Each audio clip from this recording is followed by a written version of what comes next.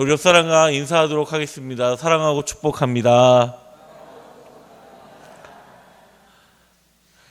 날씨가 점점 더워지고 있습니다. 앞에 이렇게 반팔 입으신 우리 성도님들 계시는데요. 엄청 부럽습니다. 저도 벗고 싶은데 날씨가 너무 더워가지고 벌써 여름이 향하고 있는 것 같습니다. 우리 성도님들 건강 조심하시기를 바랍니다.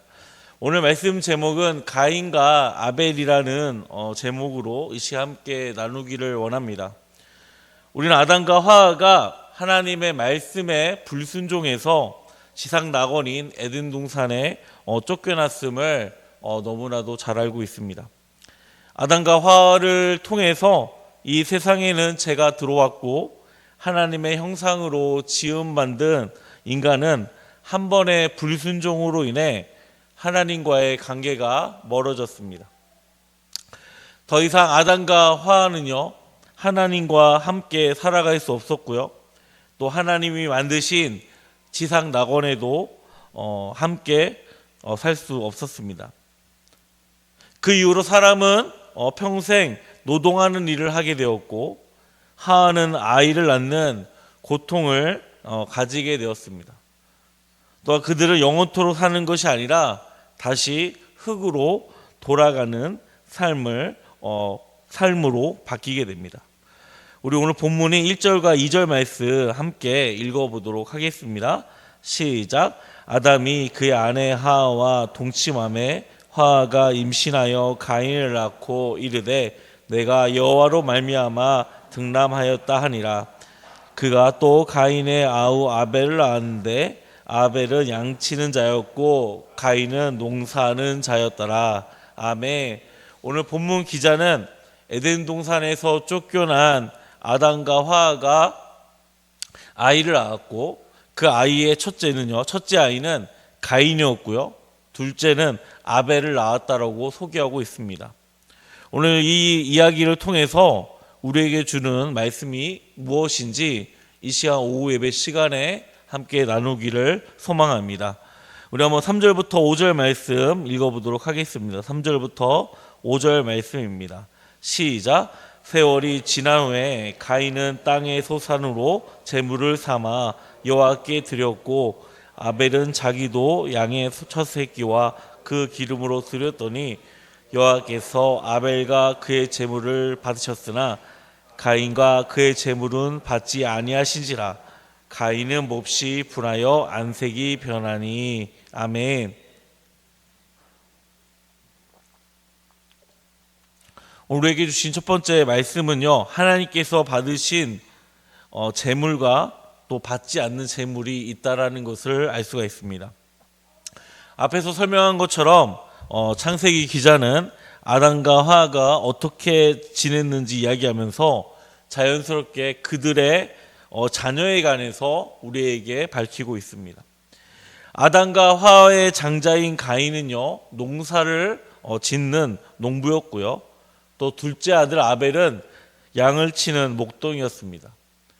그런데 어느 날 그들은 하나님께 예배를 드리기 위해서 단을 쌓아놓고 하나님께 예배를 드립니다.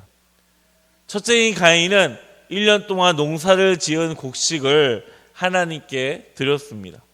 또 둘째 아벨은 자신이 잘 돌보던 양을 하나님께 드렸습니다. 그런데 하나님께서 가인의 제물을 받지 않으시고 아벨의 제물만 취하셨습니다. 하나님께서 가인의 제물을 받지 않으시고 아벨의 제물만을 왜 받으셨을까요? 여러 주장들이 있는데요. 첫 번째 주장은요, 하나님께서는 농부들보다 목동을 좋아한다라는 주장이 있습니다.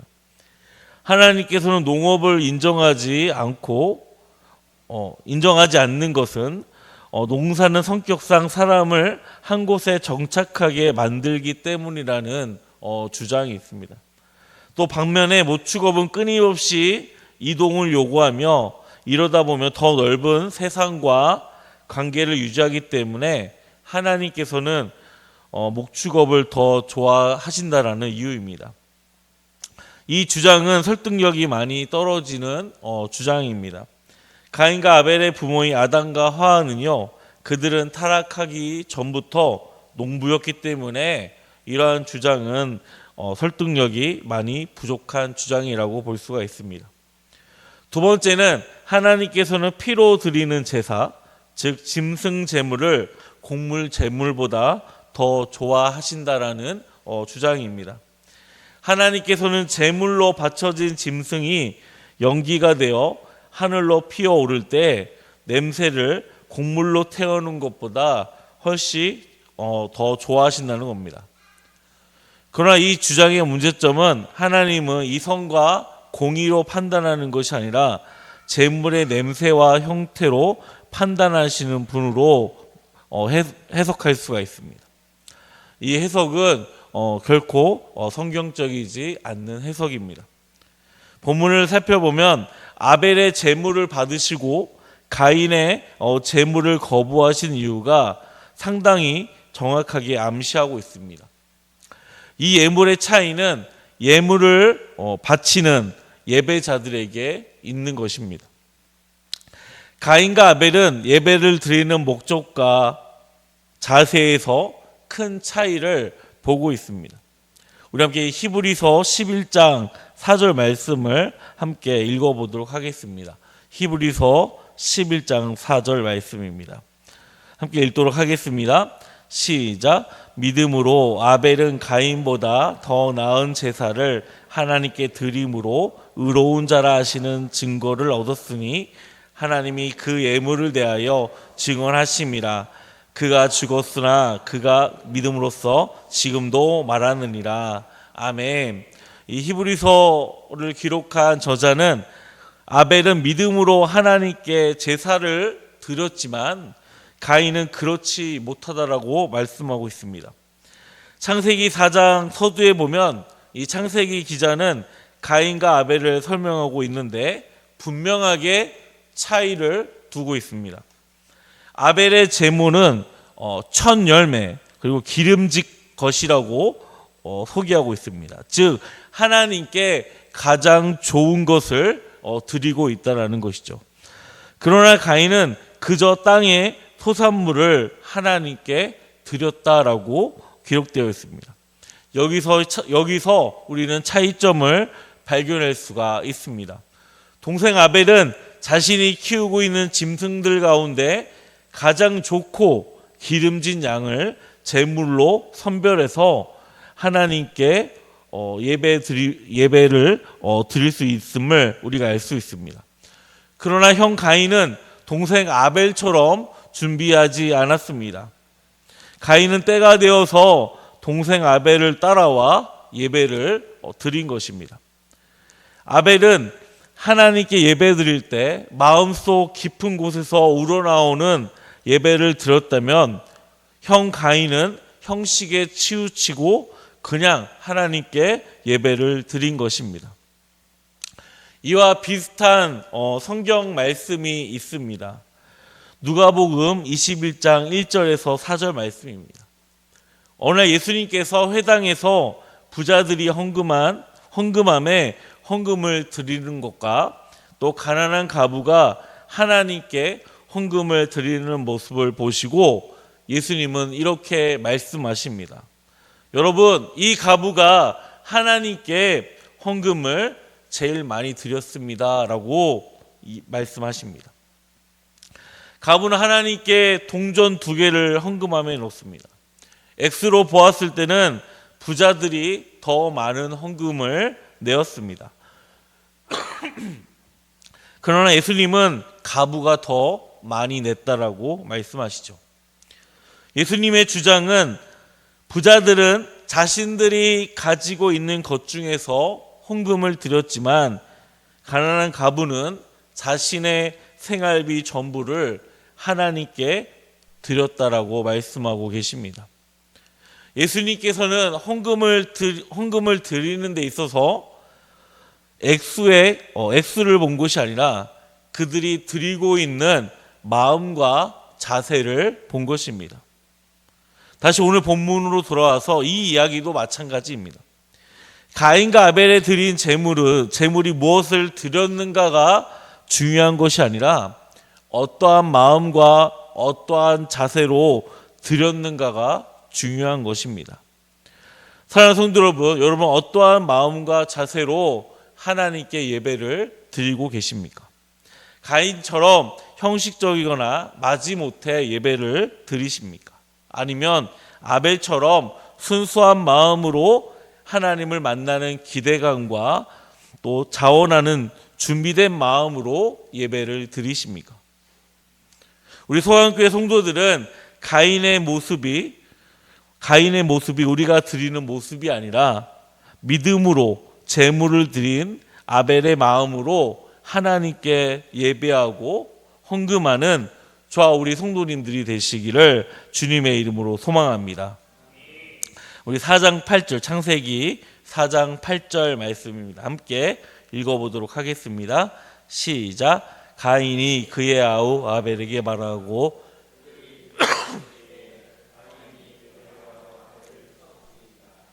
아멘. 아담과 하와의 불순종의 사건이 죄의 본질이었다면 가인과 아벨의 사건은 죄의 열매가 되는 사건이며 인류 최초의 살인 사건이 시작된 것입니다.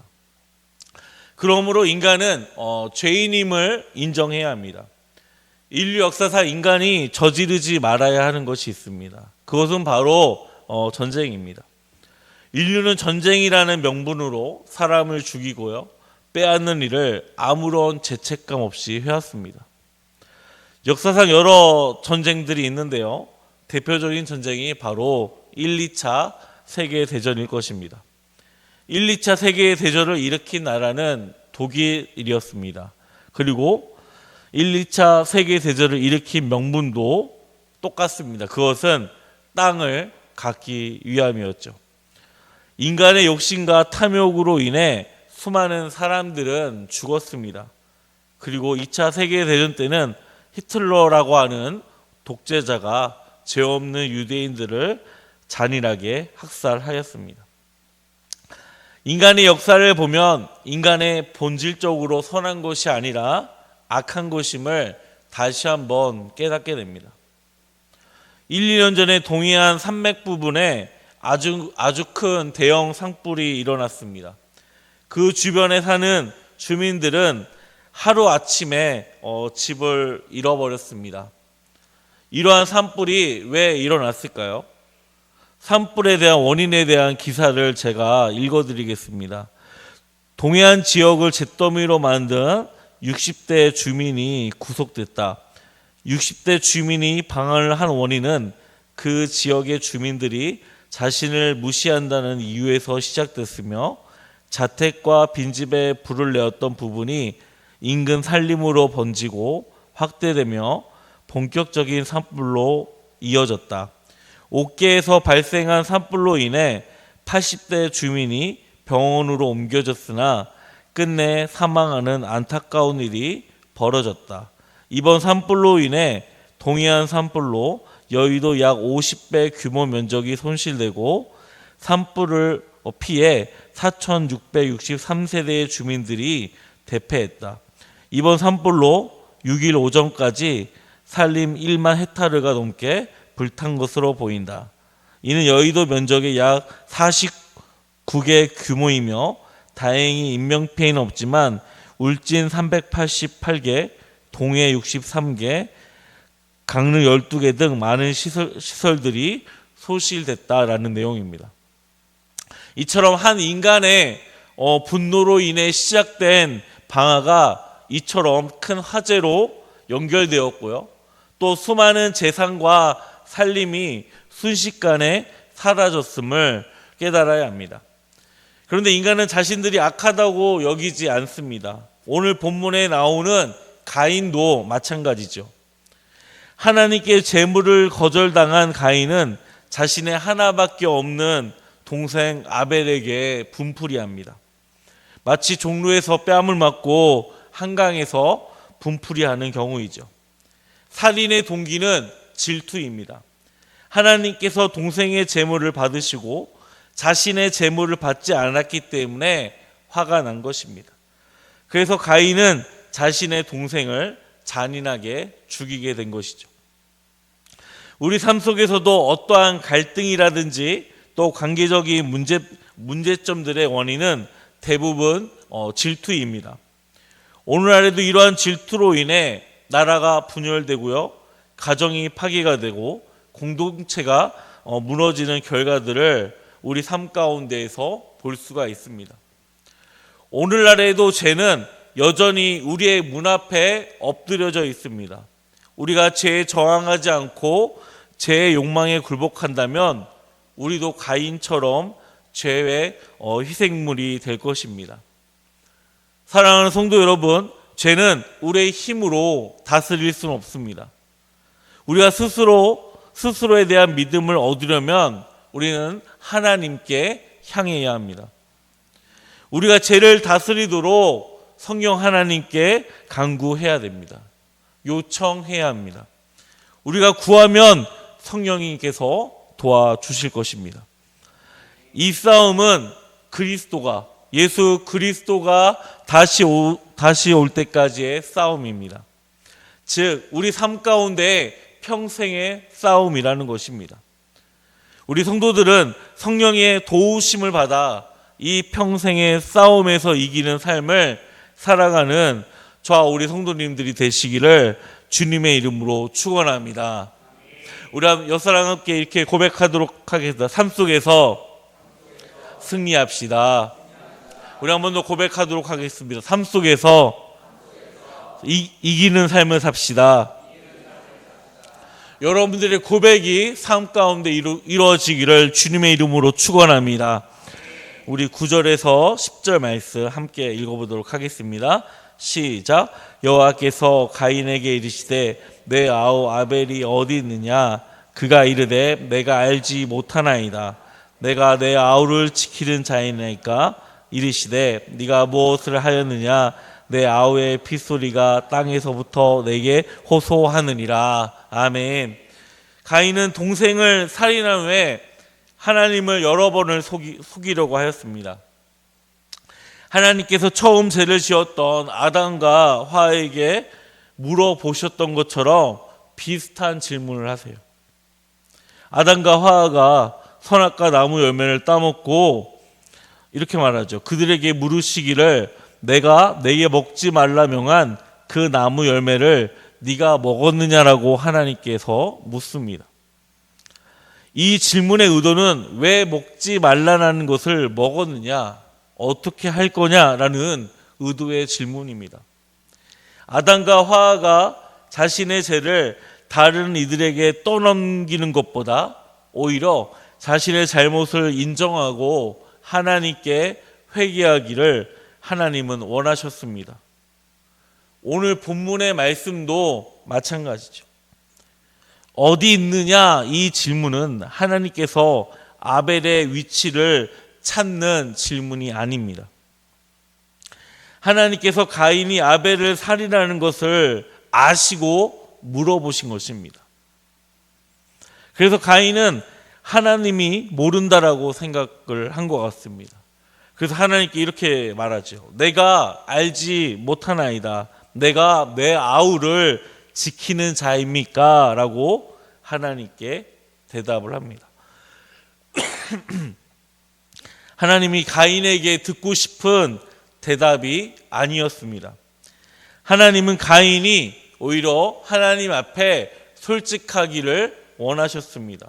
그리고 잘못했다고 하는 회개를 듣고 싶어 하셨습니다. 그러나 가인은 자신의 죄를 인정하지 않고 회개하지 않았습니다. 가인이 회개할 기미를 보이지 않자 하나님께서는 죄인을 심문하는 무서운 심판자처럼 변하셨습니다. 10절의 중반절에 네가 무엇을 하였느냐라는 이 무릎에 하나님께서는 가인의 아버지인 아담에게 하셨던 비슷한 질문을 하신 것입니다. 우리는 이 말씀을 묵상하면서 안타까운 마음으로 이러한 질문을 할 수 있습니다. 만약 가인이 이 순간 회개하고 하나님께 모든 것을 고백했다면 그는 어떠한 처벌을 받았을까요? 우리는 또한 가인이 변명을 늘어놓은 일에서 제 어리석음을 봐야 합니다. 모든 만물을 창조하신 하나님께서 그가 한 일을 어찌 물어보셨을까요? 우리가 믿는 하나님은 모든 것을 다 아시지만 우리가 죄를 지었을 때 우리 스스로가 회개하는 모습을 하나님은 원하십니다. 사랑하는 성도 여러분, 우리 역시 가인처럼 죄인입니다. 때론 이런 핑계 저런 핑계로 하나님 앞에 죄를 지을 때가 있습니다. 또한 가인처럼 하나님을 속이기도 합니다. 또 어쩔 때는 또 하나님 앞에 회개하기도 하죠. 하지만 하나님은 우리에게 원하시는 것은 하나님을 속이는 것이 아니라 회개하기를 원하십니다. 우리를 죄 가운데에서 구원하시기 위해 그분이 사랑하는 독생자 아들을 우리에게 주신 것처럼 하나님은 우리를 사랑하는 분이시며 우리를 용서하시는 분임을 깨달아야 합니다. 그러므로 우리가 하나님 앞에 죄를 지었을 때 회개를 해야 합니다. 그리고 하나님께 용서를 받아야 합니다. 우리 성안교회 성도님들은 하나님이 원하시는 삶을 살아가시기를 소망합니다. 하나님 앞에 죄를 지었을 때 회개하시기를 소망합니다. 그리고 용서받으시기를 소망합니다. 그런 삶을 살아가는 저와 우리 성도님들이 되시기를 주님의 이름으로 축원합니다. 오늘 가인과 아벨 이야기를 나누면서 우리에게 주시는 말씀은 형식대로 습관대로 드리는 예배가 아니라 아벨처럼 자발적으로 준비하고 믿음의 예배로 드리는 예배자가 되어야 할 것입니다. 두 번째는 인간이 죄인임을 깨닫고 우리 삶 속에서 죄를 멀리하고 성령 하나님의 도우심을 통해서 죄로부터 해방되는 삶을 살아야 합니다. 또한 세 번째는 자신이 저지른 죄를 인정하고 하나님 앞에 회개하며 용서함을 받고 우리 삶 가운데서 하나님을 기쁘시게 하는 저와 우리 성도님들이 되어야 할 것입니다. 이번 한 주간 일상 속에서 생활하시면서 자원하는 마음으로 하나님께 예배드리시는 우리 성도님들이 되시기를 소망합니다. 늘 항상 우리의 연약함을 인정하고 성령님의 도움을 받으시기를 소망합니다. 또한 우리가 하나님 앞에 죄를 지었을 때 항상 회개하며 용서함을 받는 우리 성안교회 성도님들이 되시기를 주님의 이름으로 축원합니다. 기도하겠습니다.